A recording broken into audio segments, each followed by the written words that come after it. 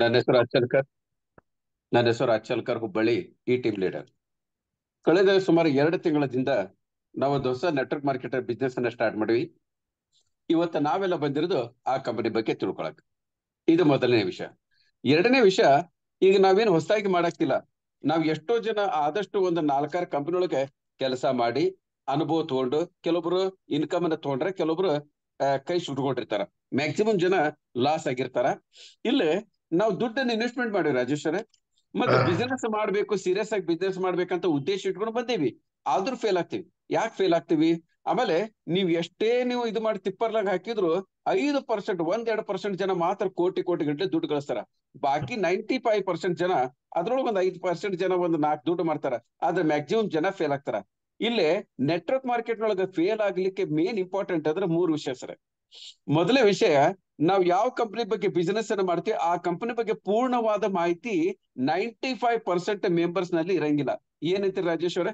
S ಅಂತೀರೋ ನೋಡ್ತಿರೋ? ಇದು 1ನೇ point. 2ನೇ point, network market ಮಾಡ್ತಕ್ಕಂಥ 95% ಜನರಿಗೆ ತಾವು ಯಾವ ಕಂಪನಿ ಮಾಡ್ತಾರ ಅದ್ರ ಮಾರ್ಕೆಟಿಂಗ್ ಪ್ಲಾನ್ ಎಕ್ಸ್ಪ್ಲೇನ್ ಮಾಡಕ್ಕಾಗಿಲ್ಲ. ಸುಮ್ನೆ ಒಂದು ಮೆಂಬರ್ ಆಗೋ, 1-2 ಜನ ಮಾಡು, ಅವ್ರ ಮುಂದ್ ಮಾಡ್ಕೊಂತ ಹೋದ್ರೆ ರೊಕ್ಕ ಬರ್ತೈತಿ. ಇದು ಕಾನ್ಸೆಪ್ಟ್ ಅಲ್ಲ. ಏನಂತೀರಿ? ಎಸ್ ಅಂತೀರಲ್ರಿ? ಇಲ್ಲೇ ಕಾನ್ಸೆಪ್ಟ್ ಹೆಂಗಿರ್ಬೇಕಂದ್ರೆ ಪವರ್ಫುಲ್ ಕಾನ್ಸೆಪ್ಟ್ ಇರ್ಬೇಕು. ಎರಡನೇದು, ಆ ಕಾನ್ಸೆಪ್ಟ್ ನನಗೆ ಮನವರಿಕೆ ಆಗಿರ್ಬೇಕು. ಯಾವುದೇ ಲೆವೆಲ್ ಒಳಗೆ ನೀವು ಹೇಳ್ರಿ ಸರ್, 7ನೇ ಪ್ರಮೋಷನ್ಗೆ ನಾವು ದುಡ್ಡು ಎಷ್ಟು ಕಟ್ಬೇಕ್ರಿ? 7ನೇ ಪ್ರಮೋಷನ್ ತೆಗೆದು ನೋಡ್ರಿ 16,000 ರೂಪಾಯಿ. 8ನೇ ಪ್ರಮೋಷನ್ ಸರ್ 32,000 ರೂಪಾಯಿ. ಈ ತರ ನಾವು ಪಟಾಪಟ್ ಹೇಳ್ಬೇಕು. ಏನಂತೀರಿ? ಆ ಮಟ್ಟಕ್ಕೆ ಹೋಗ್ಬೇಕಾಗ್ತೈತಿ. ಆಮೇಲೆ 3ನೇದು, ನನಗೆ ಕಂಪನಿ ಬಗ್ಗೆ ಗೊತ್ತೈತಿ, ಆಮೇಲೆ ಮಾರ್ಕೆಟಿಂಗ್ ಪ್ಲಾನ್ ಬಗ್ಗೆನೂ ಗೊತ್ತೈತಿ. ಆದ್ರೆ ಪ್ರತಿಯೊಂದು ಬಿಸ್ನೆಸ್ ಇದಂತಲ್ಲ, ಯಾವುದೇ ಬಿಸ್ನೆಸ್ ಆಗ್ಲಿ, ಒಂದೊಂದು ಬಿಸ್ನೆಸ್ ಮಾಡ್ಬೇಕಾದ್ರೆ ಒಂದೊಂದು ಇದು ಬೇಕಾಗ್ತೈತಿ, ಪದ್ಧತಿ ಇರ್ತೈತಿ. ಈಗ ನಮ್ಗೆ ನೋಡ್ರಿ, ಅಕೌಂಟೆನ್ಸಿ ಮಾಡ್ಬೇಕಂದ್ರೆ ನಮ್ಗೆ BA ಆಗ್ಬೇಕು, ಹೌದಲ್ರಿ? ಅದೇ ನಾವು ಇದು ಮಾಡ್ಬೇಕಾದ್ರೆ ಸಿವಿಲ್ ಇಂಜಿನಿಯರ್, ಎಲ್ಲದಕ್ಕೂ ಒಂದು ಪದ್ಧತಿ ಇರ್ತೈತಿ, ಅದನ್ನ ಕಲಿಬೇಕಾಗ್ತೈತಿ. ಸೊ ಇಲ್ಲಿ ಏನಾಗ್ತೈತಿ ಅಂದ್ರೆ, ನೆಟ್ವರ್ಕ್ ಮಾರ್ಕೆಟ್ ನೊಳಗೆ ಜನ ಸ್ಟಾರ್ಟಿಂಗ್ ಒಳಗೆ ಬಹಳ ಅವಸರ ಮಾಡ್ತಾರ, ಪದ್ಧತಿ ಫಾಲೋ ಮಾಡಂಗಿಲ್ಲ. ಈಗ ನೋಡ್ರಿ, ಒಂದ್ ಕಂಪನಿ ಜಾಯ್ನಿಂಗ್ ಇರ್ತಾರ. ಮೊದಲು ಕಂಪನಿ ಜಾಯ್ನ್ ಆದ್ಮೇಲೆ ಒಂದು 4-8 ದಿನ ನಾ ಮೊದಲು ಕುಂತು, ಒಂದ್ ಬಿಟ್ಟು 4-8 ಒಂದು ವಾರ ಗಂಟ್ಲೆ ಕುಂತು ಕರೆಕ್ಟ್ ಆಗಿ ಮೊದಲು ಪದ್ಧತಿ ಅಂಡರ್ಸ್ಟ್ಯಾಂಡ್ ಮಾಡ್ಕೊಳ್ಳೋಣ. ಆಮೇಲೆ ಬಿಸ್ನೆಸ್ ಮಾಡೋಣ ಅಂತ ಯಾರು ಮಾಡಂಗಿಲ್ಲ ಸರ್. ಜಾಯಿನ್ ಆದ ತಕ್ಷಣ ಅವತ್ತಿಂದ ಅವತ್ತ ಮುಗಿಸ್ಬಿಡ್ಬೇಕು ಅವ್ರು, ಹೌದಲ್ರಿ? ಅವಸರ ಮಾಡ್ತಾರ, ಹಿಂಗಾಗಿ ಫೇಲ್ ಆಗ್ತಾರ. ಈಗ ನಂದು ಉದ್ದೇಶ ಏನಪ್ಪಾ ಅಂದ್ರೆ, ಬರ್ಮಪ್ಪರ, ಈಗ ನಾವು ಸೀರಿಯಸ್ ಆಗಿ ಕೆಲಸ ಮಾಡಕ್ತಿವಿ. ಒಂದು ಒಳ್ಳೆ ಕಂಪನಿ ಸಿಕ್ಕತಿ. ಯಾಕೆ ಈ ಹಿಂದ್ ಮಾಡಿದ್ದನ್ನ ತಪ್ಪನ್ನ ಈ ಸರಿ ಮಾಡ್ಲಾರ್ದಂಗೆ ಸೀರಿಯಸ್ ಆಗಿ ಕೆಲಸ ಮಾಡಿ ನಾವ್ ಯಾಕೆ ಸಕ್ಸಸ್ ಆಗ್ಬಾರ್ದು? ಇಲ್ಲ, ನಾವು ಸಕ್ಸಸ್ ಆದ್ರೆ ಲಕ್ಷ ಅಲ್ಲ, ಕೋಟಿ ಗಂಟ್ಲೆ, ಕೋಟಿನೂ ಅಲ್ಲ, ಅರಬಪತಿ ಆಗ್ಬಹುದು. ಏನೈತಿರಿ ರಾಜೇಶ್ ಅವರೇ? ಎಸ್ ಅಂತಿರೋ? ಇಂಥ ಅವಕಾಶ ಮತ್ತೆ ನಮ್ಮ ಜೀವನದೊಳಗೆ ಸಿಗ್ತೈತಿಲ್ಲ ಗೊತ್ತಿಲ್ಲ. ಈಗ ನಾವು ಇವತ್ತು ಜಾಯ್ನ್ ಆದ್ರೂ ಕಂಪನಿ ಜಾಯ್ನ್ ಆದಾಗ ಇನ್ನ 5 ವರ್ಷ ಬಿಟ್ಟು ಕಂಪನಿ ಜಾಯ್ನ್ ಆಗೋದಿಲ್ಲ ಅಂತ ಹೇಳಂಗಿಲ್ಲ. ಆದ್ರೆ ಇವತ್ತು ಜಾಯಿನ್ ಆಗಿರ್ತಕ್ಕಂಥ ಬೆನಿಫಿಟ್ ಇರ್ತಕ್ಕಂಥದ್ದು ಇನ್ನು 5 ವರ್ಷ ಆದ್ಮೇಲೆ ಇರಂಗಿಲ್ಲ. ಏನಂತೀರಿ? ಎಸ್ ಅಂತೀರಿ? ಇವತ್ತು ನೋಡ್ರಿ, ಉದಾಹರಣೆಗೆ MA ಕಂಪನಿ ಬೆಸ್ಟ್ ಕಂಪನಿ ಐತಿ. ಈಗ ನಾವು ಮಾಡಕ್ ಮನಸ್ಸೇ ಬರಂಗಿಲ್ಲ. ಯಾಕಂದ್ರೆ MA ಕಂಪನಿ ಮಾಡ್ಬೇಕಾಗಿದ್ದು ಟೈಮ್ ಏನೈತಲ್ಲ 15-20 ವರ್ಷದ ಹಿಂದಿತ್ತು, ಈಗಲ್ಲ. ಏನಂತೀರಿ? ಎಸ್ ಅಂತೀರಿ? ಹಂಗೆ ಈ ಒಂದು ಬಿಸ್ನೆಸ್ ಅನ್ನ ಮಾಡ್ಬೇಕಂದ್ರೆ IB ರೇಟ್ ಇವರೇ, ಈಗ ರೈಟ್ ಟೈಮ್ ಐತಿ. ರೈಟ್ ಟೈಮ್ದೊಳಗೆ ನಾವು ಕಾನ್ಸೆಪ್ಟ್ ಅನ್ನ ಕರೆಕ್ಟ್ ಆಗಿ ತಿಳ್ಕೊಂಡು, ಪದ್ಧತಿನ ಸಿಸ್ಟಮ್ ಅನ್ನ ಕರೆಕ್ಟ್ ಆಗಿ ತಿಳ್ಕೊಂಡ್ರೆ ನಾವ್ ಯಾಕೆ ಬಿಸ್ನೆಸ್ ಅನ್ನ ಮಾಡಿ 100% ಸಕ್ಸಸ್ ಆಗ್ಬಾರ್ದು? ಇದು ನನ್ನ ಪ್ರಶ್ನೆ. ಏನೈತಿ ರೇಟ್ ಇವರೇ? Yes correct. ಓಕೆ, ಚಲೋ. ಹಂಗಾರೆ ಈಗ ಸ್ಟೆಪ್ ಬೈ ಸ್ಟೆಪ್ ಒಂದೊಂದೇ ಪಾಯಿಂಟ್ ಅನ್ನ ನಾನು ಡಿಸ್ಕಷನ್ ಮಾಡ್ಕೊಂತ ಹೋಗೋಣ. ಮೊದಲೇ ಪಾಯಿಂಟ್, ಕಂಪನಿ ಬಗ್ಗೆ ಪೂರ್ಣವಾದ ಮಾಹಿತಿ ತಿಳ್ಕೊಳಕ ಪ್ರಯತ್ನ ಮಾಡೋದು. ಮೊದಲೇದಾಗಿ ಕಂಪನಿ ಬಗ್ಗೆ ತಿಳ್ಕೊಳ್ಳೋಣ.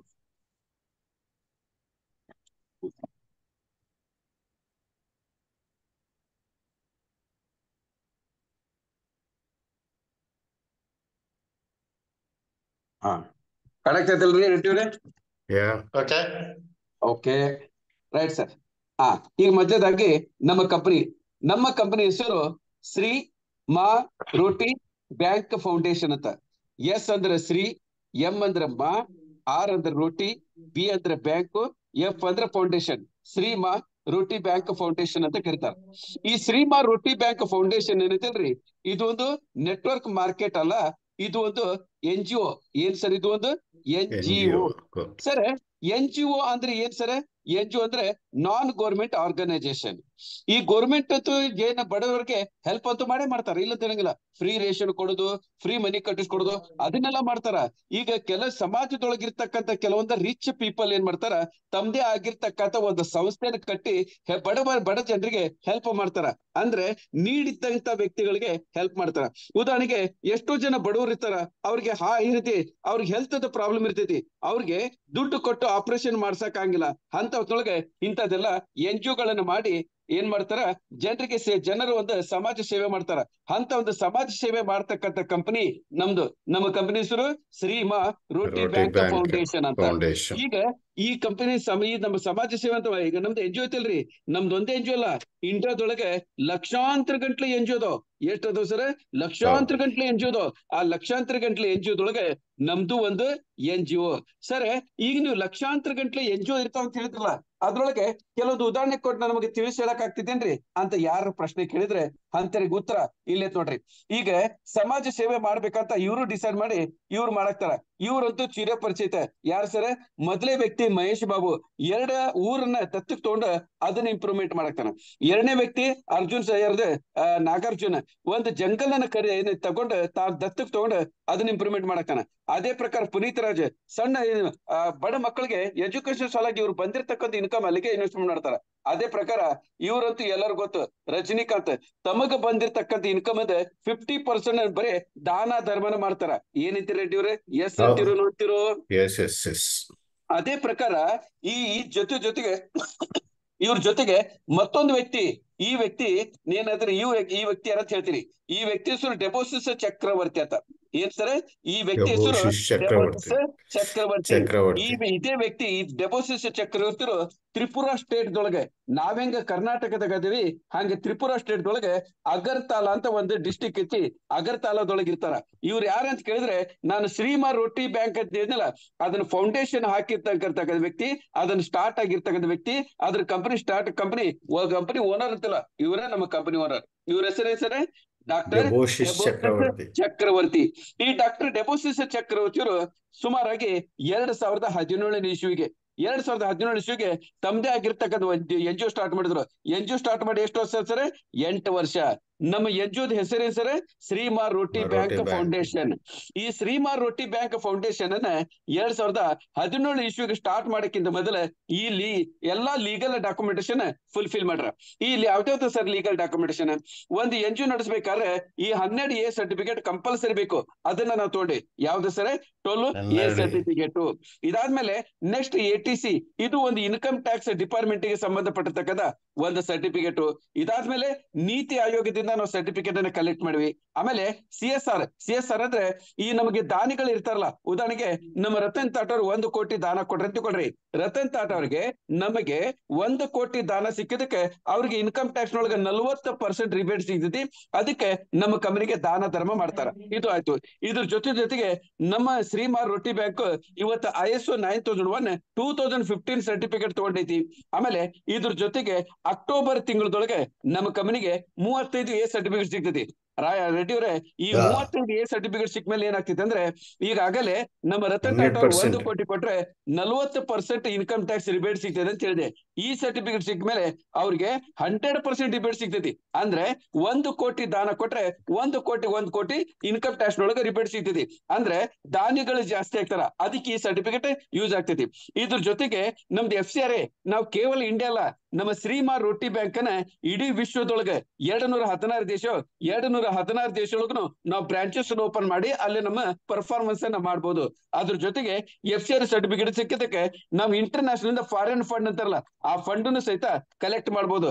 ಈ ಪ್ರಕಾರ ಯಾವುದೇ ಒಂದು NGO ನಾವು 100% ಲೀಗಲ್ ಆಗಿ ನಡೆಸಬೇಕಂದ್ರೆ ಟೋಟಲಿ 7 ಸರ್ಟಿಫಿಕೇಟ್ ಸಿಗಬೇಕು. ಟೋಟಲಿ ಎಷ್ಟು ಬೇಕು ಸರ್? 7 ಸರ್ಟಿಫಿಕೇಟ್. ನಮ್ ಕಂಪನಿಗೆ 7 ಸಿಕ್ಕಾವ್. ಮೊದಲನೇದು 12A, 2ನೇದು ATC, 3ನೇದು NITI Aayog, 4ನೇದು CSR, 5ನೇದು ISO, 6ನೇದು 35A, 7ನೇದು FCRA. ಈ ಪ್ರಕಾರ 7 ಸರ್ಟಿಫಿಕೇಟ್ ನಾವು ತಗೊಂಡೇವೆ ಅಂದ್ರೆ ರೆಡ್ಡಿ ಅವರೇ, ನಾವು ಹೆಮ್ಮೆಯಿಂದ ಹೇಳ್ಕೋಬಹುದು ಏನಂತ, ನಮ್ಮ ಶ್ರೀಮಾ ರೋಟಿ ಬ್ಯಾಂಕ್ ಫೌಂಡೇಶನ್ ನಾವು ಇಡೀ ವಿಶ್ವದೊಳಗೆ 100% ಲೀಗಲ್ ಆಗಿ ನಡೆಸಲಿಕ್ಕೆ ನಮಗೆ ಪರ್ಮಿಷನ್ ಐತೆ ಅಂತ. ಎಸ್ ಅಂತಿರೋ ಅಥವಾ ನೋ ಅಂತೀರಿ ಸರ್? Yes yes S.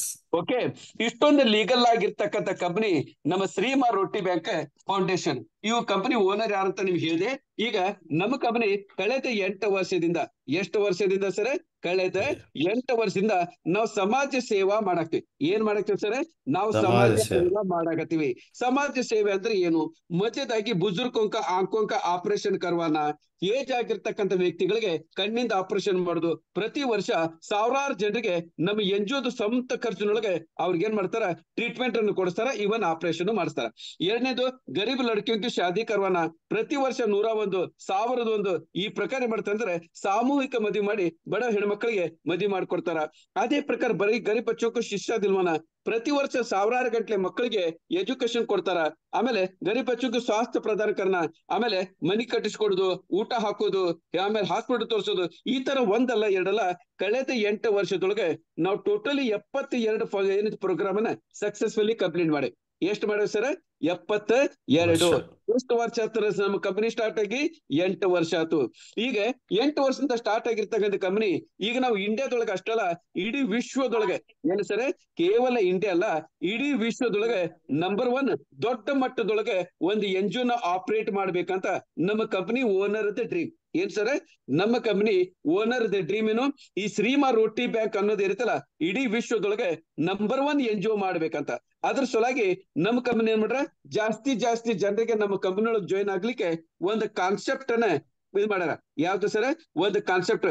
ಆ ಕಾನ್ಸೆಪ್ಟ್ ಹೆಸರು ನಾವು ಏನಂತ ಕರಿತೀವಿ ಅಂದ್ರೆ, ಇದಕ್ಕೆ ನಮ್ಮ ಕಾನ್ಸೆಪ್ಟ್ ಹೆಸರಿಗೆ ಈ ಕ್ರೌಡ್ ಫಂಡಿಂಗ್ ಅಂತ ಕರಿತೀವಿ. ಏನ್ ಸರ್? Crowd funding. ಸಿ ಅಂದ್ರೆ ಕ್ರೌಡ್, ಕ್ರೌಡ್ ಅಂದ್ರೆ ಪಬ್ಲಿಕ್ ಅಂದ್ರೆ ಜನ, ಎಫ್ ಅಂದ್ರೆ ಫಂಡ್, ಫಂಡ್ ಅಂದ್ರೆ ದುಡ್ಡು, ಪಬ್ಲಿಕ್ ಅಂದ್ರೆ ದುಡ್ಡು ಪಬ್ಲಿಕ್ ಗೆ ವಾಪಸ್ ಹೋಗಿ ಒಬ್ರಿಗೊಬ್ರು ಹೆಲ್ಪ್ ಆಗ್ಬೇಕು ಅನ್ನೋದೇ ಈ ಕ್ರೌಡ್ ಫಂಡಿಂಗ್ ಅದ ಒಂದು ಮೇನ್ ಉದ್ದೇಶ. ಪಾಯಿಂಟ್ ಕ್ಲಿಯರ್ ಆತಲ್ರಿ? ಕರೆಕ್ಟ್. ಈಗ ನಿಮ್ಮ ಕಂಪನಿ ಉದ್ದೇಶ ಏನಾರ ಇರ್ಲಿ, ಈಗ ನಾನು ಈ ಕಂಪನಿ ಯಾಕೆ ಜಾಯಿನ್ ಆಗ್ಬೇಕು? ನಂದು ಮೊದಲನೇ ಪ್ರಶ್ನೆ.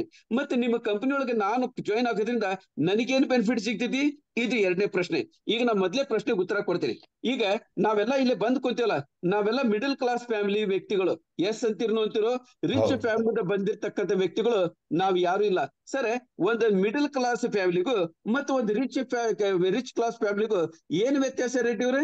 ಏನ್ ವ್ಯತ್ಯಾಸ ಅಂದ್ರೆ, ನಮ್ಮಂತ ಮಿಡಲ್ ಕ್ಲಾಸ್ ಫ್ಯಾಮಿಲಿಗಳು ಒಂದೇ ಒಂದು ಇನ್ಕಮ್ ಮೇಲೆ ಡಿಪೆಂಡ್ ಆಗಿರ್ತೀವಿ. ಒಂದು ನೌಕರಿ ಮಾಡ್ತಕ್ಕಂಥ ವ್ಯಕ್ತಿ ರಿಟೈರ್ಮೆಂಟ್ ಆಗೋಮಟ್ಟ ಬರೇ ನೌಕರಿನ ಮಾಡ್ತಾನ. ಒಂದು ಲಾಯರ್ ರಿಟೈರ್ಮೆಂಟ್ ಅಲ್ಲ, ಸಾಯಮಟ್ಟ ಲಾಯರ್ಕಿನ ಮಾಡ್ತಾನ. ಒಂದು ಡಾಕ್ಟರ್ ಒಂದು ಸಾಯಮಟ್ಟ ಡಾಕ್ಟರ್ ಆಗೇ ಇರ್ತಾನ. ಅಂದ್ರೆ ಒಂದೇ ಒಂದು ಇನ್ಕಮ್ ಮೇಲೆ ಡಿಪೆಂಡ್ ಮೇಲೆ ಆಗಿರ್ತೀವಿ. ಇದಕ್ಕೆ ನಾವು ಬಡವರಾಗಿ ಮಿಡಲ್ ಕ್ಲಾಸ್ ಆಗಿರ್ತೀವಿ. ಆದ್ರೆ ರಿಚ್ ಫ್ಯಾಮಿಲಿಗಳೇನಿತ್ತಲ್ಲ, ಇವ್ರು ಒಂದಲ್ಲ 10 ಅಲ್ಲ 100 ಇನ್ಕಮ್ ಮೇಲೆ ಡಿಪೆಂಡ್ ಆಗಿರ್ತಾರ. ಎಸ್ ಅಂತಿರೋ ನೋ ಅಂತಿರೋ? ಉದಾಹರಣೆಗೆ ನಮ್ಮ ರತನ್ ಟಾಟಾ ಅವ್ರು ಏನ್ ಮಾಡ್ತಾರ ಸರ್? ಒಂದು ಉಪ್ಪಿನಿಂದ ಹಿಡಿದು ಏರೋಪ್ಲೇನ್ ಮಟ್ಟ ತಯಾರು ಮಾಡ್ತಾರ. ಅವ್ರದ್ದು ಒಂದ್ ಇನ್ಕಮ್ ಇತ್ತು, ಏನು 100 ಇನ್ಕಮ್ ಇತ್ತು. 100 ಇನ್ಕಮ್ ಇರ್ತಕ್ಕಂಥ ವ್ಯಕ್ತಿಗಳೇನ್ ಮಾಡ್ತಾರ? ರಿಚ್ ಆಗ್ತಾರ ಅಂತ ಅರ್ಥ. ಪಾಯಿಂಟ್ ಕ್ಲಿಯರ್ ಆತ್ರಿ? ಹೌದು ಸರ್. ಈ ಸ್ಟೋರಿ ನಮಗೆ ಯಾಕೆ ಕೇಳಾಕ್ತಿರಿ? ನಮ್ಮಂತ ಮಿಡಲ್ ಕ್ಲಾಸ್ ವ್ಯಕ್ತಿಗಳು ನಾವು ಮನಸ್ಸು ಮಾಡಿದ್ರೆ ನಾವು ಮಲ್ಟಿಪಲ್ ಇನ್ಕಮ್ ಅನ್ನು ಕ್ರಿಯೇಟ್ ಮಾಡಬಹುದು ಅಂತ ಹೇಳೋದ ನನ್ನ ಉದ್ದೇಶ. ಸರ್, ನಮ್ಮಂತ ಮಿಡಲ್ ಕ್ಲಾಸ್ ವ್ಯಕ್ತಿಗಳು ಮಲ್ಟಿಪಲ್ ಇನ್ಕಮ್ ಅನ್ನ ಹೆಂಗ್ ಕ್ರಿಯೇಟ್ ಮಾಡಕ್ ಆಗ್ತೈತ್ರಿ ಅಂತ ಯಾರ್ದಾರ ಪ್ರಶ್ನೆ ಇದ್ರೆ ಈಗ ನಾವು ಒಂದು ಉದಾಹರಣೆ ಕೊಡ್ತೀನಿ. ಈಗ ಇದು ನಾನ ತಿಳ್ಕೊಳ್ರಿ, ನಾನು ಮತ್ತೆ ನನ್ನ ಹೆಂಡತಿ, ನನ್ನ ಫ್ಯಾಮಿಲಿ ಅಂತ ತಿಳ್ಕೊಳ್ರಿ. ನಾನು ನೌಕರಿ ಮಾಡ್ತೀನಿ, ಆ ದುಡ್ಡಿನಿಂದ ನಾನು ಫ್ಯಾಮಿಲಿ ನಡೆಸಕ್ತೀನಿ. ಹೌದಂತೀರಿಲ್ಲ ಅಂತೀರು? ಈಗ ನಾನ್ ಮಾಡ್ತೀನಿ, ನನ್ನ ಆಸೆಗಳು ಬಹಳ ದೊಡ್ಡದು. ಬರೀ ನಾನು ನಾರ್ಮಲ್ ವ್ಯಕ್ತಿಯಾಗಿರಕ್ ಇಷ್ಟ ಪಡಂಗಿಲ್ಲ. ನಾನು ಕರೋಡಪತಿ ಆಗ್ಬೇಕು, ನನ್ನ ಹೆಂಡತಿ ಬಂಗಾರ ಕೊಡ್ಬೇಕು, ನನ್ನ ಮಕ್ಕಳಿಗೆ ಫಾರಿನ್ ಒಳಗೆ ಕಳಿಸ್ಬೇಕು, ನಾನು ದೊಡ್ಡ ಬಂಗಡಿ ಒಳಗಿರ್ಬೇಕು, ಸ್ವಂತ ಕಾರ್ನಾಗ ಓಡಾಡ್ಬೇಕು, ಫಾರಿನ್ ಟ್ರಿಪ್, ಇದೆಲ್ಲ ಆಸೆ ಐತಿ. ಈ ಆಸೆ ನಾನು ಮಾಡ್ತಕ್ಕಂಥ ನೌಕರಿಯಿಂದ ಸಾಧ್ಯ ಐತೇನೋ? ಇಲ್ಲ. ಅದಕ್ಕೆ ನಾನ್ ಮಾಡ್ತೀನಿ, ನಾನ್ ನೌಕರಿ ಜೊತೆಗೆ ಒಂದು ನೆಟ್ವರ್ಕ್ ಮಾರ್ಕೆಟ್ ಅನ್ನ ಸ್ಟಾರ್ಟ್ ಮಾಡ್ತೀನಿ. ನೆಟ್ವರ್ಕ್ ಮಾರ್ಕೆಟ್ ಅನ್ನ ಸ್ಟಾರ್ಟ್ ಮಾಡಿದ್ರೆ ಎರಡನೇ ಇನ್ಕಮ್ ಕ್ರಿಯೇಟ್ ಆತಿಲ್ರಿ. ಈಗ ನಾನ್ ಮಾಡ್ತೀನಿ, ಸ್ವಲ್ಪ ದಿನ ಈ ನೆಟ್ವರ್ಕ್ ಮಾರ್ಕೆಟ್ ಇಂದ ಬಂದಿದ್ದ ದುಡ್ಡನ್ನ ಅದನ್ನ ಮುಟ್ಟಂಗಿಲ್ಲ, ಶೇರ್ ಮಾರ್ಕೆಟ್ ನೊಳಗೆ ಇನ್ವೆಸ್ಟ್ಮೆಂಟ್ ಮಾಡ್ತೀನಿ. ಶೇರ್ ಮಾರ್ಕೆಟ್ ಇನ್ವೆಸ್ಟ್ಮೆಂಟ್ ಮಾಡಿದ್ರೆ ನಂದು ಮೂರನೇ ಇನ್ಕಮ್ ಸ್ಟಾರ್ಟ್ ಆತಿಲ್ರಿ. ಈಗ ನಾನ್ ಮಾಡ್ತೀನಿ, ಈ ದುಡ್ಡಿನಿಂದ ಮನಿ ನಡೆಸ್ತೀನಿ. ಈ ದುಡ್ಡನ್ನು ಮುಟ್ಟಂಗಿಲ್ಲ. ಅದು ಎರಡರದ್ದು ಬಂದಿದ್ದ ರೊಕ್ಕನ ನಾ ರಿಯಲ್ ಎಸ್ಟೇಟ್ ಅಂದ್ರೆ ಒಂದು 4 ಅಂಗಡಿ ತಗೊಂತೀನಿ, ಬಾಡಿಗೆ ಕೊಡ್ತೀನಿ. ಬಾಡಿಗೆ ಕೊಟ್ಟು ರೆಂಟ್ ಬರ್ತಿದ್ವಿ. ಆ ರೆಂಟ್ ಬಾಡಿಗೆ 2 ಇನ್ಕಮ್, 4ನೇ ಇನ್ಕಮ್ ಅಂತ ಕ್ರಿಯೇಟ್ ಮಾಡಬಹುದಾ? ನಾವೆಲ್ಲ ಮಿಡಲ್ ಕ್ಲಾಸ್ ಅಂತ ನಾವು ಸುಮ್ಮನೆ ಕುಂದ್ರಬಾರ್ದು. ನೌಕರಿ ಜೊತೆಗೆ ಯಾಕ್ರಿ ಒಂದು ನೆಟ್ವರ್ಕ್ ಮಾರ್ಕೆಟ್ ಮಾಡಿ ಆ ಇನ್ಕಮ್ ಅನ್ನ ಶೇರ್ ಮಾರ್ಕೆಟ್, ಆ ಇನ್ಕಮ್ ಅನ್ನ ಈಗ ನಾನು ರಿಯಲ್ ಎಸ್ಟೇಟ್ ಒಳಗೆ ಹಾಕಿ, ಈ ಪ್ರಕಾರ ನಾವೆಲ್ಲರೂ ಮನಸ್ಸು ಮಾಡಿದ್ರೆ 4 ಇನ್ಕಮ್ ಅನ್ನ ಕ್ರಿಯೇಟ್ ಮಾಡ್ಬೋದು. ಇದಕ್ಕೆ ನಾವು ಮಲ್ಟಿಪಲ್ ಇನ್ಕಮ್ ಅಂತ ಕರಿಬಹುದು ಅಂತಿರಲ್ಲ ಅಂತಿರೋ? ಹೌದು. ಸರ್ ಮಲ್ಟಿಪಲ್ ಇನ್ಕಮ್ ಕ್ರಿಯೇಟ್ ಮಾಡುದು ಅಷ್ಟು ಈಜಿ ಏನ್ರಿ? ಹಂಗಾರೆ ನಮ್ಗೆ ಯಾವ್ದಾರ ಇದ್ರೆ ಹೇಳ್ರಲ್ಲ. ಈಗ ನಾನ್ ಮಾಡ್ತೀನಿ ಅದಕ್ಕೆ ಅದನ್ನ ಹೇಳ್ತೀನಿ. ಈಗ ನಾನು ಯಾಕೆ ಕಂಪನಿ ಜಾಯ್ನ್ ಆಗ್ಬೇಕಂತ ಗೊತ್ತಾತಲ್ಲ ಮೊದ್ಲೇ ಪಾಯಿಂಟ್. ಮತ್ತೆ ನಮ್ ಕಂಪನಿಯಿಂದ ಜಾಯಿನ್ ಆಗೋದ್ರಿಂದ ಏನ್ ಬೆನಿಫಿಟ್ ಅದನ್ನ ವಿಚಾರ ಮಾಡ್ತೀನಿ. ಈಗ ನಮ್ಮ ಕಂಪನಿ ಒಳಗೆ ಈಗ ನಮ್ದು ಯಾವ್ದು ಶ್ರೀಮಾ ರೊಟ್ಟಿ ಬ್ಯಾಂಕ್ ಅನ್ನೋದ್ರೊಳಗೆ ಇಲ್ಲಿ ಫೈನಾನ್ಷಿಯಲ್ ಟ್ರಾನ್ಸಾಕ್ಷನ್ ಆಗ್ತೈತಿ. ಯಾವ ಟ್ರಾನ್ಸಾಕ್ಷನ್ ಆಗ್ತದೆ ಸರ್? Financial transaction. ನಮ್ಮ ಕಂಪನಿ ಫೈನಾನ್ಷಿಯಲ್ ಟ್ರಾನ್ಸಾಕ್ಷನ್ ಮಾಡ್ತೈತಲ್ಲ ಅದಕ್ಕೊಂದು ಪದ್ಧತಿ ಐತಿ, P2P ಪದ್ಧತಿ ಅಂತ ಕರೀತಾರ. ಏನಂತ ಕರೀತಾರ ಸರ್? P2P ಪದ್ಧತಿ. ಸರ್ ಈ P2P ಪದ್ಧತಿ ಅಂದ್ರೆ ಏನು ಮೊದಲೇ ಪ್ರಶ್ನೆ. ಅದರಿಂದ ನಮಗೆ ಏನ್ ಬೆನಿಫಿಟ್ ಆಗ್ತೈತಿ ಎರಡನೇ ಪ್ರಶ್ನೆ. ಈಗ ನಾನ್ ಮಾಡ್ತೀನಿ ಮೊದಲೇ ಪ್ರಶ್ನೆ ಉತ್ತರ ಕೊಡ್ತೀನಿ. ಈಗ ನಾವೆಲ್ಲ ಒಂದಿಲ್ಲ ಒಂದು ನೆಟ್ವರ್ಕ್ ಮಾರ್ಕೆಟ್ ಅನ್ನ ಮಾಡಿ ಇಲ್ಲಿಗೆ ಬಂದೇವಿ. ಎಸ್ ಅಂತಿರೋ ನಾವು ಹಿಂದೆ ಮಾಡಿದ ಕಂಪನಿ ಒಳಗೆ ಪದ್ಧತಿ ಹೆಂಗಿತ್ತು? ಪಬ್ಲಿಕ್ ಅಂದ್ರೆ ಜನ ಕಂಪನಿ ಜಾಯ್ನ್ ಆಗ್ತಿದ್ರು. ಕಂಪನಿ ಜಾಯ್ನ್ ಆಮೇಲೆ ಜನರಿಗೆ ಕಂಪನಿ ಪೇಮೆಂಟ್ ಕೊಡ್ತಿತ್ತು ಕಮಿಷನ್ ಪ್ರಕಾರ. ಅಂದ್ರೆ ಕಂಪನಿ ಮಾಡ್ತಿದ್ರು, ನಾವೆಲ್ಲ ಜನ ಕಂಪನಿಗೆ ಜಾಯ್ನ್ ಆದಾಗ ಏನ್ ಮಾಡ್ತಿದ್ವಿ? ನಮ್ಮ ದುಡ್ಡನ್ನ ಕಂಪನಿಗೆ ಇನ್ವೆಸ್ಟ್ಮೆಂಟ್ ಮಾಡ್ತಿದ್ವಿ.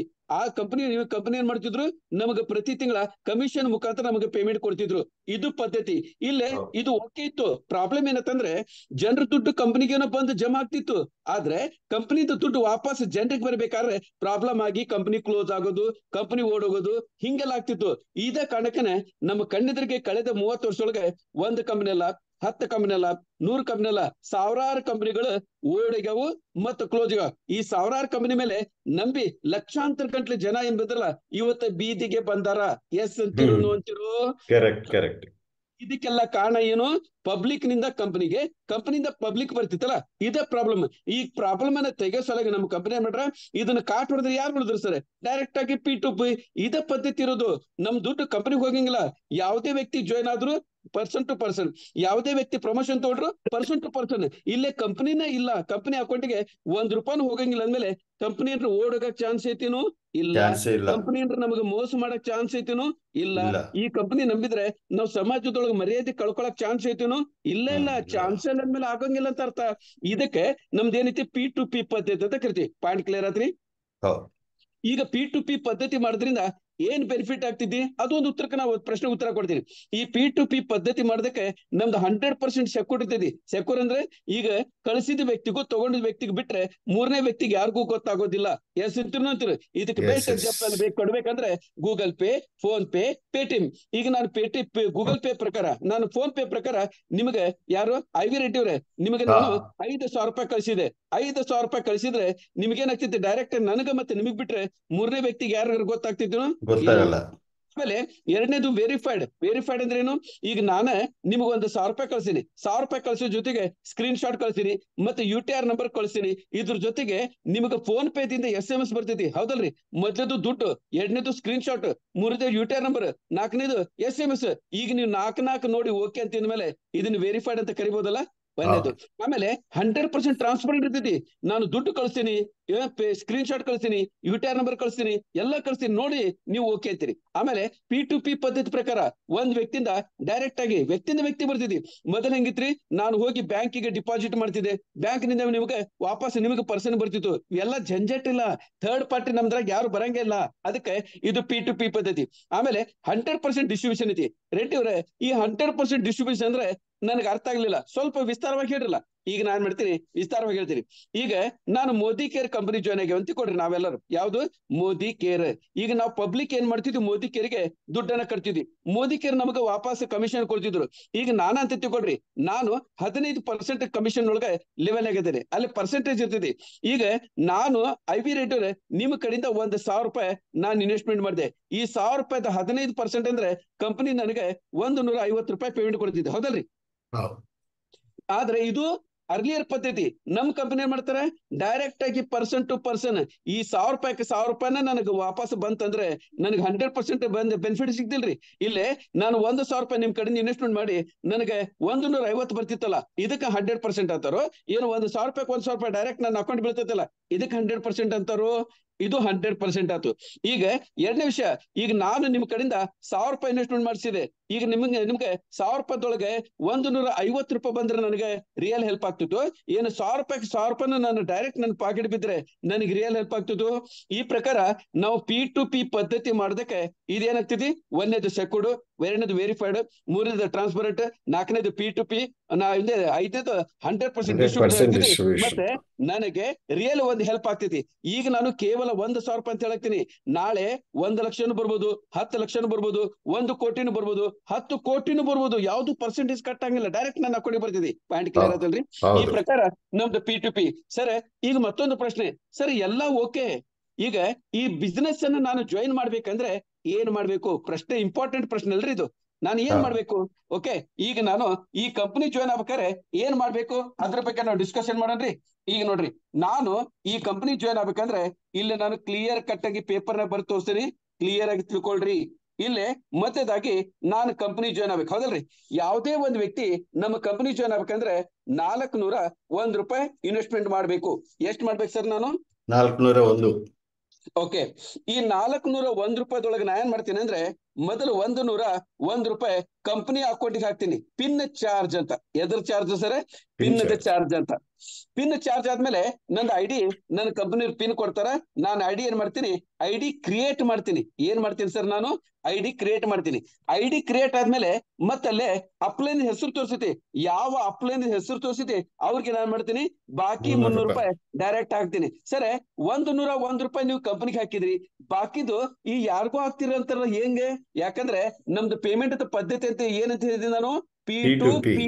ಮೊದಲೇ ಕಂಪನಿಗೆ ಹೋಗಿ ಬರಂಗಿಲ್ಲ, ಅದಕ್ಕೆ ಈ ಕಂಪನಿಗೆ ಹೋಗ್ಬೇಕಾಗಿದ್ದ ದುಡ್ಡು ಅಂತೂ ಕಂಪನಿಗೆ ಹೋಗ್ತೈತಿ. ಇಲ್ಲಿ ಬಾಕಿದ ಐಡಿ ಆಕ್ಟಿವೇಶನ್ ಮಾಡ್ಬೇಕಾದ್ರೆ 300 ರೂಪಾಯಿ, ಈ 300 ರೂಪಾಯಿ ಯಾರಿಗೆ ಹೋಗ್ತೈತಿ ಸರ್? P2P. ಅಂದ್ರೆ P ಅಂದ್ರೆ ಹೊಸದಾಗಿ ನಾನ್ ಜಾಯ್ನ್ ಆಗ್ತೀನಿ, ನನ್ನ ಸೀನಿಯರ್ಗೆ ಡೈರೆಕ್ಟ್ ಆಗಿ ಅಕೌಂಟಿಗೆ ಹೋಗ್ತೈತಿ. ಪಾಯಿಂಟ್ ಕ್ಲಿಯರ್ ಆತಲ್ಲ? ಈ ಪ್ರಕಾರ ನಾನು ಕಂಪನಿ ಜಾಯ್ನ್ ಆಗ್ಬೇಕಾದ್ರೆ ಟೋಟಲಿ 401 ರೂಪಾಯಿ ಇನ್ವೆಸ್ಟ್ಮೆಂಟ್ ಮಾಡಿದೆ. ಪಾಯಿಂಟ್ ಕ್ಲಿಯರ್ ಆತ್ರಿ?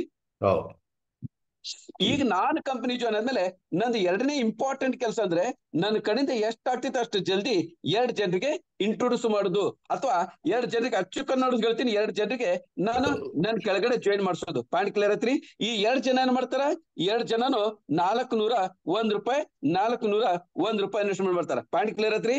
ಈ 401 ರೂಪಾಯಿದೊಳಗೆ 101 ರೂಪಾಯಿ ಕಂಪನಿಗೆ, ಇನ್ನು 300 ರೂಪಾಯಿ ಸಂಬಂಧಪಟ್ಟಿರ್ತಕ್ಕಂತ ಅಪ್ಲೈನ್ಗೆ ಹೋಗ್ತೈತಿ.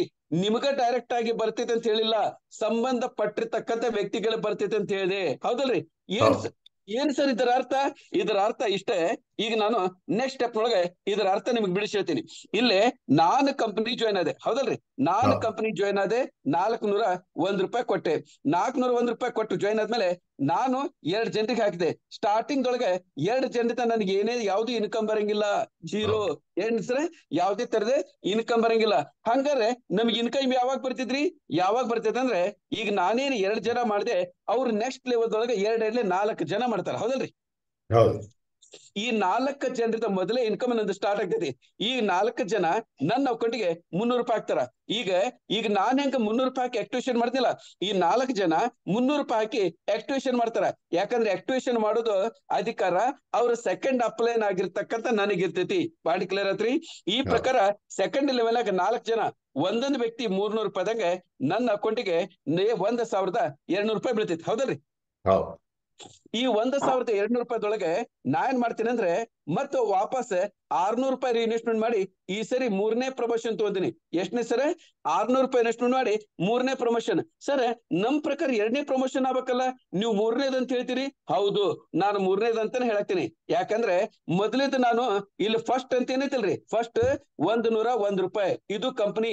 ಎರಡನೇದು ಸೆಕೆಂಡ್ ಅಪ್ಲೈನ್ ನನ್ಗೆ ಯಾರು ಇಂಟ್ರೊಡ್ಯೂಸ್ ಮಾಡ್ತಾರ ಅವ್ರಿಗೆ 300 ರೂಪಾಯಿ ಕೊಡ್ತೀನಿ. ಇದು 2ನೇ ಪ್ರಮೋಷನ್ ಆಯ್ತು. ಈಗ ನಾನು ತಗೊಳ್ತಾ ಇರೋದು ಇದ್ರ ಪ್ರಕಾರ 3ನೇ ಪ್ರಮೋಷನ್ ಅಂತ ಅರ್ಥ ಕೌಂಟ್ ಆಗ್ತೈತಿ. 1ನೇ ಪ್ರಮೋಷನ್ ಕಂಪನಿ, 2ನೇ ಪ್ರಮೋಷನ್ ನನಗೆ ಇಂಟ್ರೊಡ್ಯೂಸ್ ಮಾಡಿದ ವ್ಯಕ್ತಿ, 3ನೇ ಪ್ರಮೋಷನ್ ಈಗ ನಾ ತಗೊಳಕ್ತಿದ್ದೆ, ಹೌದಲ್ರಿ? ಈ ಪ್ರಕಾರ ನಾನ್ ಮಾಡಿದೆ 3ನೇ ಪ್ರಮೋಷನ್ ತೋಡೆ. ಈಗ ನನಗೆ ಇನ್ಕಮ್ ಬಂದಿದ್ದು ನನಗೆ 1200, ಹೋಗಿದ್ದು 600. ಇನ್ನೆಷ್ಟು ಉಳಿತಾರೆ? 500 ರೂಪಾಯಿ. ಇದು 600 ರೂಪಾಯಿ ನಾನು ಖರ್ಚು ಮಾಡ್ಬೋದು. ಪಾಯಿಂಟ್ ಕ್ಲಿಯರ್ ಆಯ್ತಲ್ರಿ? ಈಗ ನಾನು 3ನೇ ಪ್ರಮೋಷನ್ ತಗೊಂಡೆ ಅಂತ ಹೇಳಿದ್ರಿ, ಹೌದಲ್ರಿ? ಈಗ 3ನೇ ಪ್ರಮೋಷನ್ ತಗೊಂಡೆ ಅಂದ್ರೆ ಇದರ ಅರ್ಥ ಇನ್ನು ನೆಕ್ಸ್ಟ್ ನನಗ್ ಬರ್ಬೇಕಾಗಿದ್ದ ದುಡ್ಡು 3ನೇ ಲೆವೆಲ್ನಾಗ. 3ನೇ ಲೆವೆಲ್ನಾಗ ಎಷ್ಟು ಜನ ಅದಾರ? 8 ಜನ. ಈ 8 ಜನ ನಾನ್ ಹೆಂಗ 600 ರೂಪಾಯಿ ಕೊಟ್ಟು 3ನೇ ಪ್ರಮೋಷನ್ ತಗೊಂಡೆ, ಹೌದಲ್ರಿ?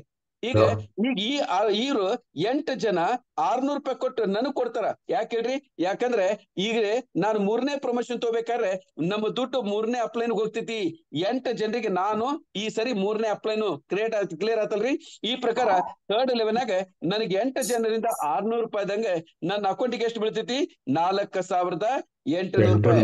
ಈಗ 4,800 ರೂಪಾಯಿದೊಳಗೆ ಮತ್ತೆ ನಾನೇನ್ ಮಾಡ್ತೀನಿ? ವಾಪಸ್ 2,000 ರೂಪಾಯಿ ರೀಇನ್ವೆಸ್ಟ್ಮೆಂಟ್ ಮಾಡಿ ಏನ್ ಮಾಡ್ತೇನೆ ರೆಡ್ಡಿ ಅವ್ರೆ? ವಾಪಸ್ಸು 2,000 ರೂಪಾಯಿ ರೀಇನ್ವೆಸ್ಟ್ಮೆಂಟ್ ಮಾಡಿ 4ನೇ ಪ್ರಮೋಷನ್ ತಗೊಂತೀನಿ. ಎಷ್ಟನೇ ಪ್ರಮೋಷನ್ ತಗೊಂತೀನಿ ಸರ್? 4ನೇ ಪ್ರಮೋಷನ್. ಈಗ ಮೊದಲೇ ಕಂಪನಿ ಒಳಗೆ ಏನಾಗ್ತಿತ್ತು? ನಾನು ಯಾವ ತರ ಪ್ರಮೋಷನ್ ತಗೋಬೇಕಾರೆ, ಈಗ ನಾ 2,000 ರೂಪಾಯಿ ಪ್ರಮೋಷನ್ ತಗೋಬೇಕಾರೆ ಕಂಪನಿ ಅಕೌಂಟಿಗೆ ದುಡ್ಡು ಹಾಕ್ತಿದ್ವಿ. ನಮ್ದು P2P ಪದ್ಧತಿ ಇರೋದಕ್ಕೆ ನಾನು ಕಂಪನಿ ಅಕೌಂಟಿಗೆ ಹಾಕಂಗಿಲ್ಲ, ಡೈರೆಕ್ಟ್ ಆಗಿ ಅಪ್ಲೈನ್ಗೆ ಹಾಕ್ತೀನಿ. ಯಾವ ಅಪ್ಲೈನ್, ಯಾವ ಪ್ರಮೋಷನ್ ತಗೋತೀನಿ ಆ ಅಪ್ಲೈನ್, ಆ ನಂಬರ್ ಅಪ್ಲೈನ್ ಅಂತ.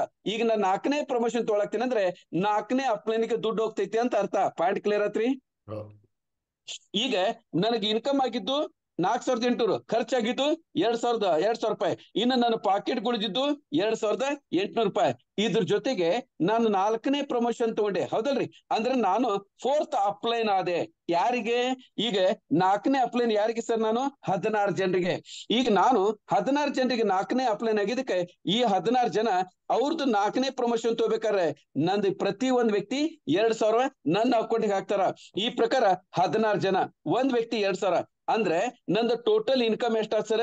32,000 ರೂಪಾಯಿ. ಈಗ ನಾನು ನನಗೆ ಬಂದಿರತಕ್ಕಂತ 32,000 ರೂಪಾಯಿದೊಳಗೆ 4,000 ರೂಪಾಯಿ ರೀಇನ್ವೆಸ್ಟ್ಮೆಂಟ್ ಮಾಡಿ ಏನ್ ಮಾಡಿ ರೆಡ್ಡಿ ಅವ್ರೆ? 4,000 ರೂಪಾಯಿ ರೀಇನ್ವೆಸ್ಟ್ಮೆಂಟ್ ಮಾಡಿ ಈ ಸರಿ ನಾನು 5ನೇ ಪ್ರಮೋಷನ್ ತೊಗೊಳಕ್ತೀನಿ. ಎಷ್ಟನೇ ಪ್ರಮೋಷನ್ ತೊಗೊಳಕ್ತೀನಿ? 5ನೇ ಪ್ರಮೋಷನ್. ಈಗ ನಾನು 5ನೇ ಪ್ರಮೋಷನ್ ತಗೋಬೇಕಾದ್ರೆ ಮೊದಲೇನ್ ಮಾಡ್ತಿದ್ದೆ? ಕಂಪನಿ ಅಕೌಂಟಿಗೆ ಹಾಕ್ತಿದ್ದೆ. ಆದ್ರೆ ನಮ್ದು P2P ಪದ್ಧತಿ ಇರೋದಕ್ಕೆ ನಾನು ಕಂಪನಿ ಕಳ್ಸಂಗಿಲ್ಲ. 5ನೇ ಪ್ರಮೋಷನ್ ಅರ್ಥ 5ನೇ ಅಪ್ಲೈನ್ ಅಂತ. ಪಾಯಿಂಟ್ ಕ್ಲಿಯರ್ ಆತ್ರಿ ಸರ್? ಈಗ ನಾನು 5ನೇ ಅಪ್ಲೈನ್ ಯಾರಂತ ನನಗೆ ಹೆಂಗ್ ಗೊತ್ತಾಗ್ತಿದಿ? ಅಲ್ಲಿ ಕಂಪನಿ ಏನ್ ಮಾಡ್ತಿದ್ದಿ, ಅಲ್ಲಿ ಕ್ಲಿಕ್ ಮಾಡಿದಾಗ 5ನೇ ಅಪ್ಲೈನ್ ಯಾರು, ಅವ್ರ ID ನಂಬರ್ ಏನು, ಅವ್ರ Google pay phone pay number ಏನು, ಎಲ್ಲಾ ಡೀಟೇಲ್ ಇರ್ತಿದೆ. ಅಲ್ಲಿ ಹೋಗಿ ನಾನು ಕ್ಲಿಕ್ ಮಾಡ್ಕೊಂತ ಹೋಗೋದು, ಪೇಮೆಂಟ್ ಮಾಡೋದು. ಪಾಯಿಂಟ್ ಕ್ಲಿಯರ್ ಆಯ್ತಲ್ಲ?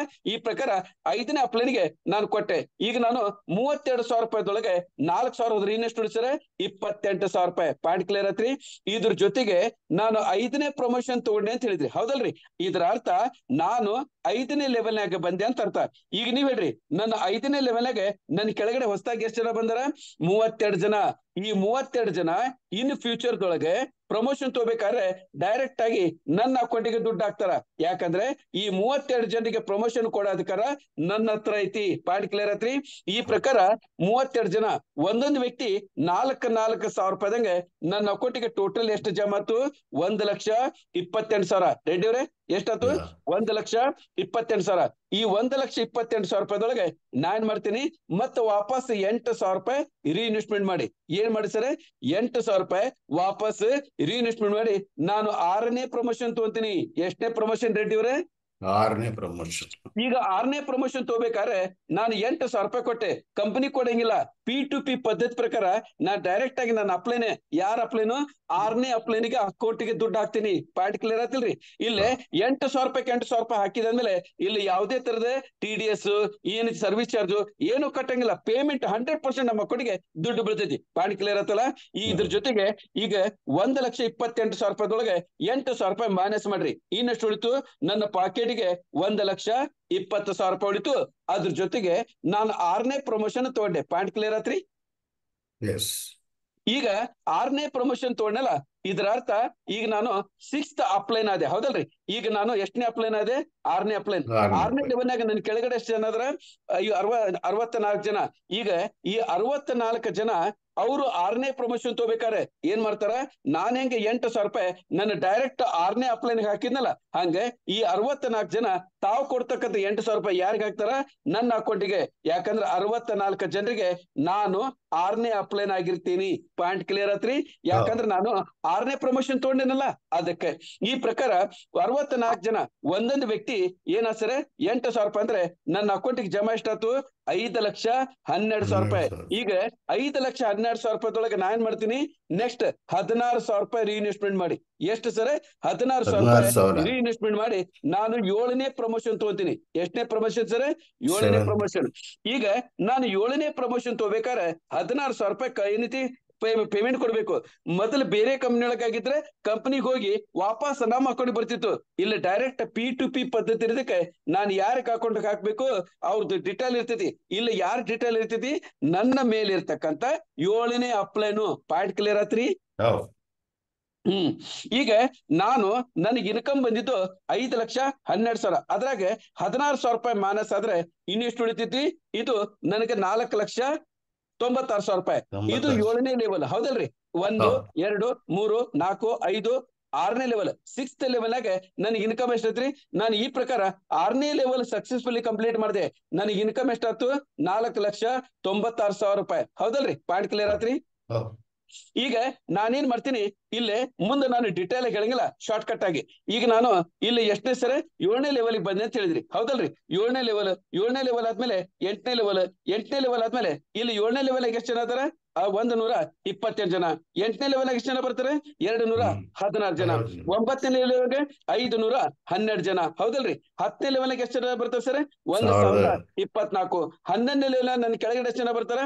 2,048. 12ನೇ ಲೆವೆಲ್ಗೆ 4,096. ಈ ಪ್ರಕಾರ ನಾನು ಸ್ಟಾರ್ಟಿಂಗ್ ಒಳಗೆ ಜಾಯಿನ್ ಆದೆ. ನಾನು ಜಾಯಿನ್ ಆಗಿ 2 ಜನ ಮಾಡಿದೆ. 2 × 4, 4 × 8, 8 × 16, 17 × 32, 37 × 64, 128, 256, 512, 1,024, 2,048, ಲಾಸ್ಟಿಗೆ 4,080.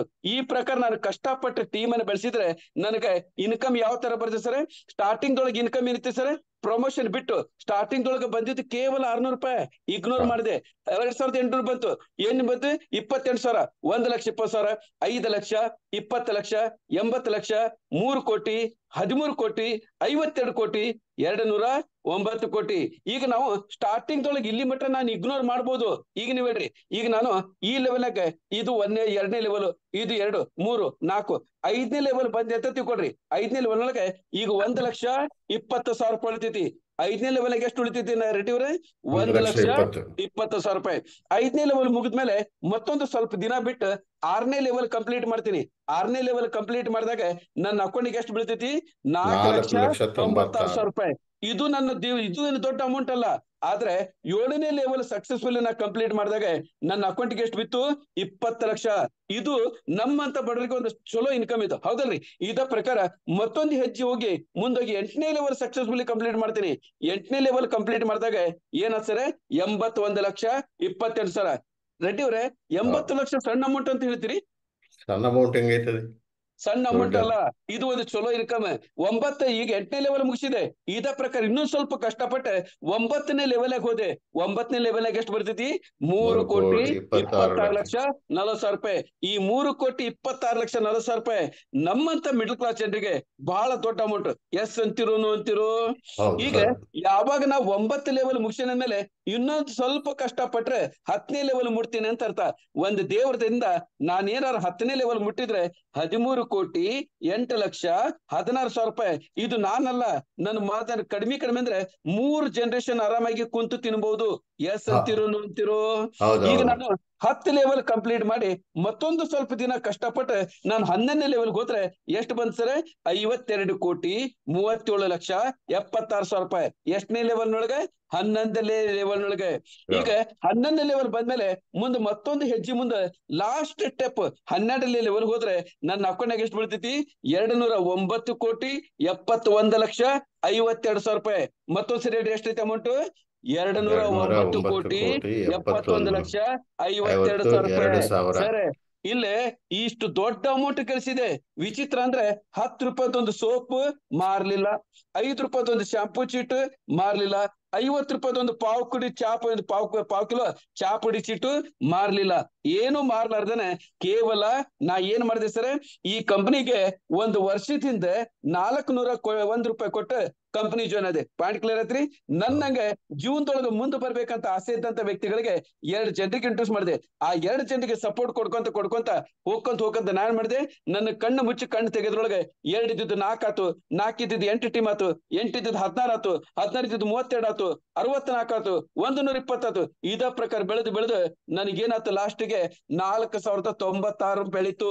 ಹಿಂಗ ನಾನು ಬೆಳೆಸ್ಕೊಂತ ಹೋಗಿದ್ದಕ್ಕೆ ಕೇವಲ 401 ರೂಪಾಯಿ ಇನ್ವೆಸ್ಟ್ಮೆಂಟ್ ಮಾಡಿದ ವ್ಯಕ್ತಿಗೆ ನನಗೆ ಎಷ್ಟಾತ್ರ ಸರ್ ಟೋಟಲಿ 280 ಕೋಟಿ ರೂಪಾಯಿ. ನಾನು 280 ಕೋಟಿ ರೂಪಾಯಿ ನಾನು ಇನ್ಕಮ್ ತಗೊಂಡ್ರು ಸಹಿತ ನಾನು ಒಂದು ಯಾವುದೇ ತರದ ಪ್ರಾಡಕ್ಟ್ ಅನ್ನ ಸೇಲ್ ಮಾಡಕ್ ಹೋಗಿ ಮಾಡಿಲ್ಲ. ಯಾರಿಗೂ ಮನೆಗೆ ಹೋಗಿ ಸೋಪ್ ತಗೋ ಶಾಂಪೂ ತಗೋ ಅಂತ ಹೇಳಿಲ್ಲ. ಎಸ್ ಅಂತಿರೋ ನೋ ಅಂತಿರೋ? ಹೌದು ಸರ್ ಹಗ್ಲೆಲ್ಲ ನೀವು ಸೋಪ್ ಶಾಂಪೂ ಅಂತ ಯಾಕೆ ಹೇಳ್ತೀರಿ? ಯಾಕಂದ್ರೆ ಈ ಪಾಯಿಂಟ್ ನಾನು ಬೇಕಂತ ರೈಸ್ ಮಾಡಾಕ್ತೀನಿ. ಯಾಕೆ ಹೇಳ್ರಿ, ಎಷ್ಟೋ ಜನ ಈಗ ಆರ್ಡಿನರಿ ಜನ ಮಾಡ್ತಾರ, ಕೆಲವೊಂದ್ ಜನ ಚಲೋ ಜನ ಅಂದ್ರೆ ಯಾರು? ಲೆಕ್ಚರ್ಸ್ ಇರ್ಬೋದು, ಡಾಕ್ಟರ್ಸ್ ಇರ್ಬೋದು, ಲಾಯರ್ ಇರ್ಬೋದು, ಇಂಜಿನಿಯರ್ ಇರ್ಬೋದು, ಅವ್ರಿಗೆ ಟೀಮ್ ಬೆಳೆಸ ಈ ಸೋಪ್ ಶಾಂಪೂ ಮಾರಂದ್ರೆ ಅಸಹ್ಯ ಮಾಡ್ಕೊಂತಾರ. ಎಸ್ ಅಂತಿರೋ ನೋ ಅಂತೀರಿ ಸರ್? ಎಸ್ ಇಲ್ಲೇ ನೀವ್ ವಿಚಾರ ಮಾಡ್ರಿ, 401 ರೂಪಾಯಿ ಯಾರಿಗೇ ಆಗ್ಲಿ, ಇವನ್ ಒಂದ್ ರೋಡ್ ನೊಳಗೆ ಇದ್ದಂತ ವ್ಯಕ್ತಿಗೂ ಸಹಿತ ಪೀನಟ್. ಆದ್ರೆ ನಮಗೆ ಇಲ್ಲ ಇನ್ಕಮ್ ಬರ್ತಕ್ಕಂತ 280 ಕೋಟಿ ರೂಪಾಯಿ ಐತಲ್ಲ, ಇದು ಪೀನಟ್ ಅಲ್ಲ ಸ್ವಾಮಿ. ಇದನ್ನ ನಮ್ಗೆ ನಮ್ 7 ಜನರೇಷನ್ ಆರಾಮಾಗಿ ಕುಂತು ತಿನ್ಬೋದು ಅಂತ ಇನ್ಕಮ್ ಬರ್ತೈತೆ. ಅಂದ್ರೆ ಡಾಕ್ಟರ್ಸು ಬರ್ತಾರ, ಲಾಯರ್ಸು ಬರ್ತಾರ, ಇಂಜಿನಿಯರ್ಸು ಬರ್ತಾರ, ಎಲ್ಲಾರು ಬರ್ತಾರ. ಆದ್ರೆ ಅವ್ರಿಗೆ ಅಸಹ್ಯ ಆಗ್ಬಾರ್ದು, ಅದಕ್ಕೆ ನಮ್ಮಲ್ಲಿ ಯಾವುದೇ ತರದ ಪ್ರಾಡಕ್ಟ್ ಸೇಲ್ ಮಾಡೋದೇ ಇಲ್ಲ ಅಂದ್ಮೇಲೆ ಈ ಕಂಪನಿಗೆ ಡಾಕ್ಟರ್ ಆದ್ರೂ ಬರ್ತಾರ, ಲಾಯರ್ಸ್ ಆದ್ರೂ ಬರ್ತಾರ, ಇಂಜಿನಿಯರ್ಸ್ ಆದ್ರೂ ಬರ್ತಾರ, ಅರಬಪತಿನೂ ಬರ್ತಾರ, ಕರೋಡಪತಿನೂ ಬರ್ತಾನ. ನಮ್ಮಂತ ಮಿಡಲ್ ಕ್ಲಾಸ್ ಜನರಿಗಂತೂ ಹೇಳಿ ಮಾಡಿಸಿದ ಕಾನ್ಸೆಪ್ಟ್ ಇದು. ಇದು ಒಂದೇದು.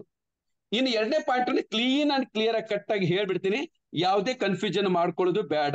ಮತ್ತೆ ನೀವು ಮೊದಲು ನಮ್ಗೆ ಹೇಳಿಲ್ಲಲ್ರಿ, ಈಗ ಯಾಕೆ ಹೇಳಾಕ್ತಿರಿ? ಇವೆಲ್ಲ ಯಾವ್ದು ರಿಸ್ಕ್ ಬೇಡ, ಕ್ಲೀನ್ ಅಂಡ್ ಕ್ಲಿಯರ್ ಆಗಿ ಹೇಳ್ತೀನಿ, ತಿಳ್ಕೊಂಡ್ಬಿಡ್ರಿ.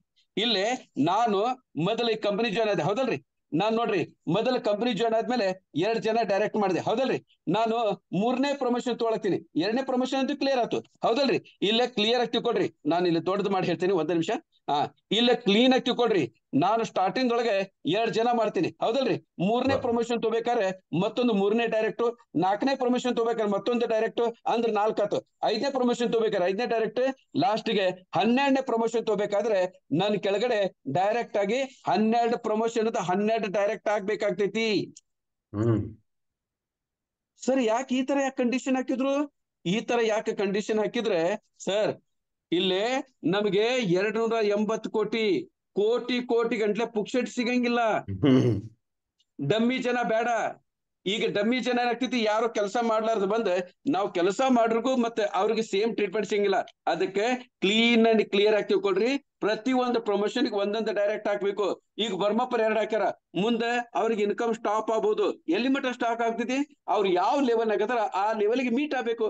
4ನೇ ಪ್ರಮೋಷನ್ ತಗೊಂಡಿದ್ರೆ 4 ಡೈರೆಕ್ಟ್ ಆಗ್ಬೇಕು, 5ನೇ ಪ್ರಮೋಷನ್ ತಗೊಂಡಿದ್ರೆ 5 ಡೈರೆಕ್ಟ್ ಆಗ್ಬೇಕು. ಪಾಯಿಂಟ್ ಕ್ಲಿಯರ್ ಆತ್ರಿ? ಅದಕ್ಕೆ ಹೇಳಾಕ್ತೀನಿ, ಪ್ಯೂರ್ಲಿ ವರ್ಕಿಂಗ್ ಕಾನ್ಸೆಪ್ಟ್ ಐತಿ. ಯಾರ್ಗಾರೆ ನಾನು ಕತ್ತಿ ದುಡ್ದಂಗ್ ದುಡಿತೀನ್ರಿ, ನನಗೆ ದೇವ್ರು ಯಾಕ ಕಣ್ ತೆಗಿವಲ್ಲ ಅಂತಾನಲ್ಲ, ಅಂತ ದೇವ್ರ ಇಲ್ಲ ಅದಾನ, ಪರ್ಲ್ ರೂಪದಾಗ ಬಂದಾನ, ಮಾಡ್ಕೊಂಡು ಹೋಗ್ರಿ. ಸಾರಿ, ಅದು ನಮ್ದು ಶ್ರೀಮಾನ್ ಬ್ಯಾಂಕ್ ರೂಪದೊಳಗೆ ಬಂದಾನ, ಮಾಡ್ಕೊಂತ ಹೋಗ್ರಿ. ಮತ್ತು ಹಳೆ ಹೆಂಡತಿ ಹೆಸರ ಬರ್ತೈತಿ ನೋಡ್ರಿ ನಮ್ಮ ಬಾಯಾಗ. ಓಕೆ, ಚಲೋ, ಇಲ್ಲಿಗೆ ನನ್ನ ಕಾನ್ಸೆಪ್ಟ್ ಅಂತೂ ಮುಗೀತು. ಈಗ